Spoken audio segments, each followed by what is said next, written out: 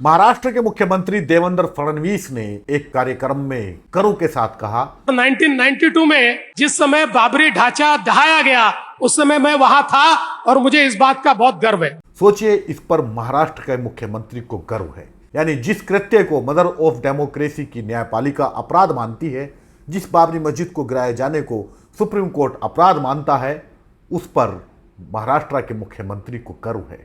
वो उसे बाबरी मस्जिद भी नहीं कह रहे हैं, बल्कि वो कह रहे हैं कि बाबरी ढांचा कुछ नहीं है। इस देश का न्यायप्रिय समाज और इस देश का धार्मिक अल्पसंख्यक जिसकी वो इबादतगाह थी, वो ये मानता है और मानता रहेगा कि बाबरी एक मस्जिद थी, कोई ढांचा नहीं थी।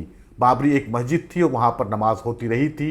ये उनके पुरखों ने देखी, उन्होंने भी देखी। इस देश में ऐसे कितने ही लोग हैं जिन्होंने देखा कि बाबरी मस्जिद में नमाज अदा की जाती रही थी। उस बाबरी मस्जिद को गिराए जाने को संवैधानिक पद पर बैठा एक व्यक्ति गर्व के साथ बयान कर रहा है। उस बाबरी मस्जिद को गिराए जाने को जिस पर शर्म होनी चाहिए थी, उस पर महाराष्ट्र के मुख्यमंत्री को गर्व है। किस बात का गर्व है? इस बात का गर्व है कि संख्या बल के आधार पर वो संवैधानिक पद पर पहुंच गए। क्या इस बात का गर्व है?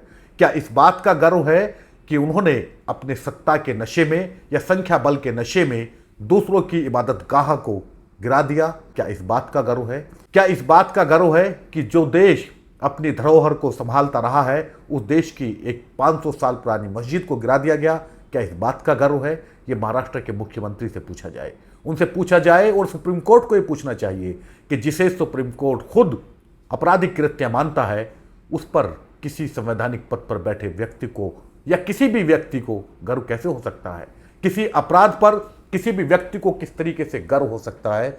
इस सवाल का जवाब सुप्रीम कोर्ट को उन सभी लोगों से लेना चाहिए जो बाबरी मस्जिद गिराए जाने को गर्व का विषय बताते हैं या शौर्य का विषय बताते हैं।